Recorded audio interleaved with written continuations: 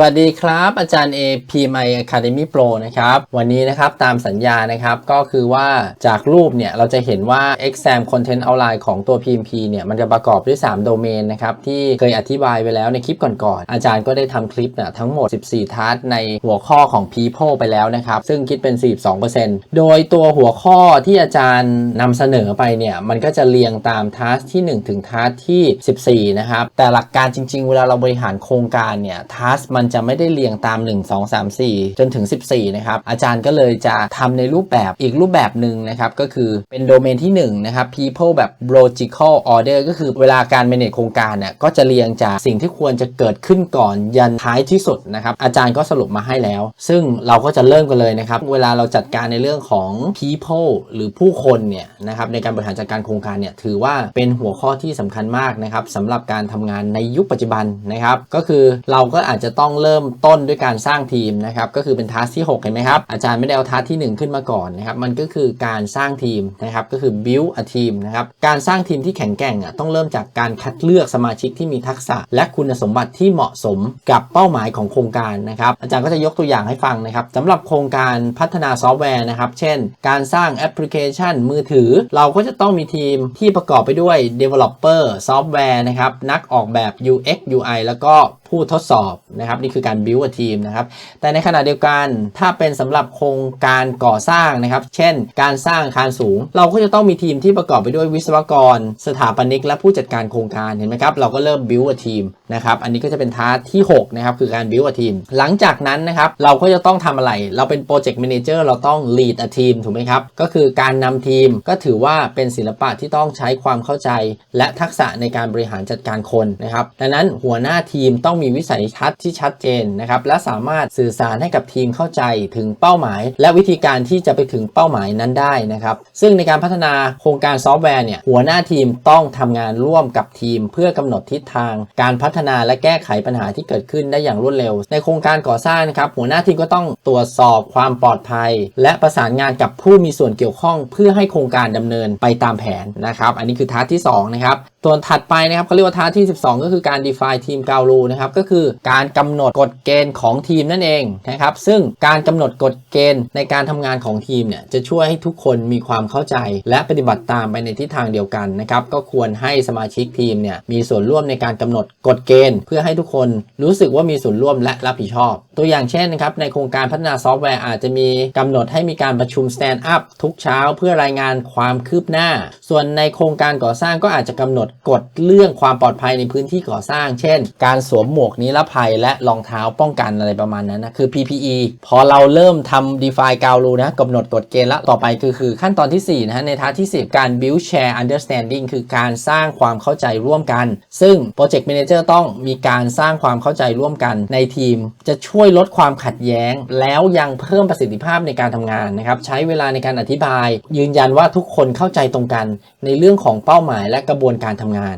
นะครับในโครงการพัฒนาซอฟต์แวร์นะครับควรมีการจัดทำเอกสารความต้องการของลูกค้าให้ชัดเจนหรือ SRS และเป็นที่เข้าใจของทุกคนนะครับส่วนในโครงการก่อสร้างก็คือควรมีประชุมประจำสัปดาห์นะครับเพื่อสรุปความก้าวหน้าและปัญหาที่พบเจอนะครับหลังจากนั้นนะครับก็คือเข้าสู่ขั้นตอนที่5นะครับฝึกอบรมทีมและผู้มีส่วนได้ส่วนเสียนั่นเองนะครับ ensure team member stakeholder are adequately trained นะครับก็คือการฝึกอบรมเป็นสิ่งที่จำเป็นที่จะทำให้ทีมมีทักษะและความรู้ที่เพียงพอในการทำงานนั่นเองต้องตรวจสอบว่าผู้มีส่วนได้ส่วนเสียทุกคนได้รับการฝึกอบรมที่เหมาะสมและพร้อมที่จะสนับสนุนโครงการนะครับในโครงการพัฒนาซอฟต์แวร์นะครับอาจจัดการอบรมเกี่ยวกับเทคโนโลยีใหม่ๆหรือเครื่องมือที่ใช้ในการพัฒนานั่นเองส่วนในสำหรับโครงการก่อสร้างก็อาจจะจัดการอบรมเกี่ยวกับความปลอดภัยในไซต์ก่อสร้างหรือเทคนิคการก่อสร้างใหม่ๆนั่นเองนะครับเนี่ยเราต้องมั่นใจว่าเขาเทรนได้เพียงพอนะครับส่วนถัดไปคือตัวที่6นะฮะขั้นตอนที่6ก็คือเป็นทาสที่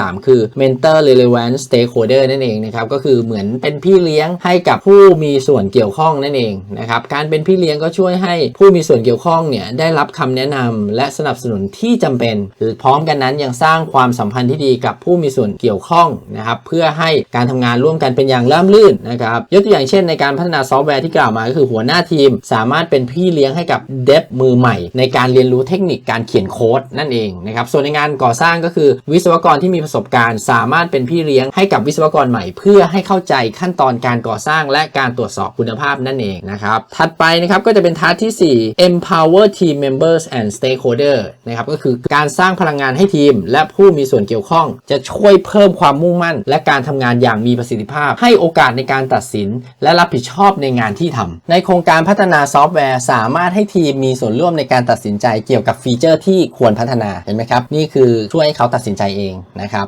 ส่วนในโครงการก่อสร้างก็สามารถให้ทีมมีส่วนร่วมในการตัดสินใจเกี่ยวกับวิธีการก่อสร้างและการจัดการทรัพยากรนะครับเห็นไหมเรา empower ทีมให้เขาตัดสินใจเองนะครับขั้นตอนถัดไปขั้นตอนที่8นะครับก็คือเป็นทาสที่นะครับก็ถือว่าเป็นทาสที่เจอเยอะมากที่สุดคือการจัดการความขัดแย้งครับ manage conflict นั่นเองเนี่ยถือว่าเป็นทาสที่1เห็นไหมครับซึ่งมันเกิดได้มากในการบริหารโครงการนะครับแต่เป็นซีเควนซ์หลังๆนะครับกลางๆก็คือว่าความขัดแย้งเป็นสิ่งที่หลีกเลี่ยงไม่ได้ในทีมนะครับแต่การจัดการอย่างเหมาะสมจะช่วยให้ทีมเติบโตและเรียนรู้ใช้เทคนิคการเจรจาและการไกล่เกลี่ยเพื่อแก้ไขข้อความขัดแย้งและการไกล่เกลี่ยเพื่อแก้ไขความขัดแย้งนะครับซึ่งเวลาในโครงการพัฒนาซอฟต์แวร์นะครับก็อาจจะมีความขัดแย้งเรื่องการออกแบบและการพัฒนาดังนั้นเราก็ต้องมีการเจรจาเพื่อหาข้อตกลงที่ดีที่สุดนะครับส่วนในโครงการก่อสร้างก็อาจจะมีความขัดแย้งเรื่องการจัดการเวลาสเกจดูไม่ตรงกันการใช้งบประมาณก็ควรจะใช้การไกล่เกลี่ยเพื่อหาวิธีแก้ไขที่เหมาะสมการ manage conflict เนี่ยถือว่าสำคัญเพราะเกิดเยอะที่สุดนะครับหลังจากนั้น task ที่ 11นะครับก็เป็นขั้นตอนที่ 9 แล้ว engage and support virtual team นะครับสนับสนุนทีมเสมือนนะครับก็ไม่ได้อยู่ที่เดียวกันนะครับเวลาเราทำงานกับทีมเสมือนนะ virtual นะต้องใช้เครื่องมือและวิธีการสื่อสารที่เหมาะสมนะครับสนับสนุนทีมเสมือนด้วยการสร้างความสัมพันธ์และการสื่อสารที่มีประสิทธิภาพนะครับยกตัวอย่างเช่นในโครงการพัฒนาซอฟต์แวร์ก็ virtual team เนี่ยทีมเสมือนก็สามารถใช้เครื่องมือการจัดการโครงการแบบออนไลน์เช่น Jiraหรือ Teller เพื่อสื่อสารและติดตามความคืบหน้าก็ได้แต่ถ้าในโครงการก่อสร้างทีมเสมือนก็สามารถใช้การประชุมทางไกลนะครับทางออนไลน์นะ Zoom ทีมแล้วก็พยายามแชร์ข้อมูลผ่านระบบคลาวด์เพื่อให้ทุกคนเข้าถึงข้อมูลที่สำคัญนะครับนี่คือขั้นตอนที่9นะครับส่วนขั้นตอนที่10ก็คือการทำงานร่วมกับผู้มีส่วนได้ส่วนเสียที่เกี่ยวข้องนะครับเขาเรียกว่า collaborate with stakeholder นะครับคือการทำงานร่วมกับผู้มีส่วนได้ส่วนเสียที่เกี่ยวข้องเป็นสิ่งสำคัญในการทำโครงการให้สำเร็จพยายามที่จะสร้างความเข้าใจและความร่วมมือกับผู้มีส่วนเกี่ยวข้องนะครับ collaboration นะเพื่อให้โครงการเป็นไปตามแผนที่วางไว้นะครับยกตัวอย่างเช่นในโครงการพัฒนาซอฟต์แวร์ก็ต้องทำงานร่วมกันกับลูกค้า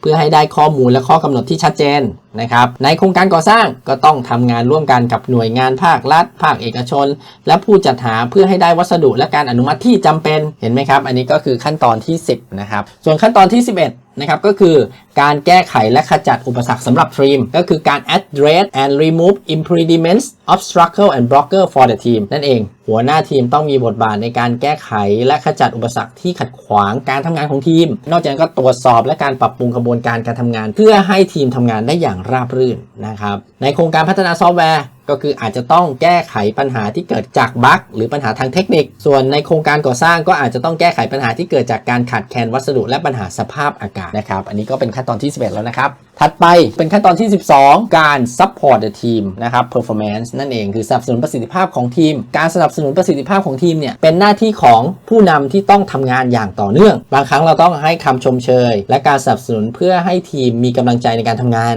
นะครับในโครงการพัฒนาซอฟต์แวร์ที่กล่าวมาก็ควรมีการรีวิวผลงานและให้คำชมเชยเมื่อทีมทำงานได้ดีในโครงการก่อสร้างก็ควรมีการตรวจสอบและความคืบหน้าและให้กำลังใจทีมงานเมื่อทำงานได้ตามแผนอันนี้ก็คือการ support team performance ส่วนในขั้นตอนรองสุดท้ายนะครับก็คือเป็นทัสที่14เป็นขั้นตอนที่13นะครับก็คือส่งเสริมประสิทธิภาพทีมผ่านการใช้ความฉลาดทางอารมณ์ promote team performance through the application of emotional intelligence นะครับก็คือความฉลาดทางอารมณ์นะครับช่วยให้ผู้นำเข้าใจและจัดการกับอารมณ์ของตัวเองและของทีมได้อย่างมีประสิทธิภาพนะครับใช้ความฉลาดทางอารมณ์ในการแก้ไขปัญหาและสร้างบรรยากาศที่ดีในการทำงานยกตัวอย่างเช่นในโครงการพัฒนาซอฟต์แวร์ก็การใช้ความฉลาดทางอารมณ์ช่วยให้ทีมทำงานร่วมกันได้ดีและลดความขัดแย้งนะครับส่วนในโครงการก่อสร้างการใช้ความฉลาดทางอารมณ์ก็ช่วยให้ผู้นำสามารถสื่อสารประสานงานกับทีมได้อย่างมีประสิทธิภาพนะครับสุดท้ายก็คือขั้นตอนที่14นะครับก็คือเป็น process ของ people เนี่ยก็คือต้องมีการเจรจาข้อตกลงโครงการ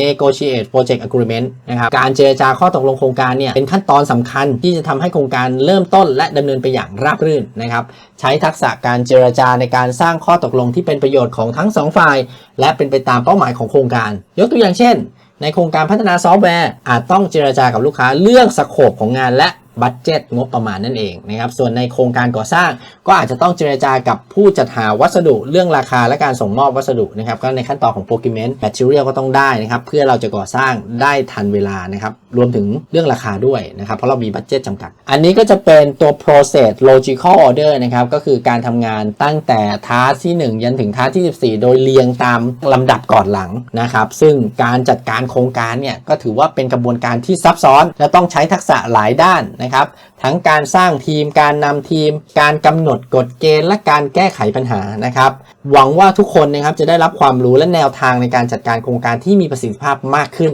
นะครับถ้าชอบคลิปนี้นะครับก็อย่าลืมกดไลค์กดแชร์และกด Subscribe นะครับสั่นกระดิ่งนะครับเพื่อจะได้ไม่พลาดตอนสำคัญของช่องอาจารย์ A Channel นะครับวันนี้ลาไปก่อนนะครับสวัสดีครับ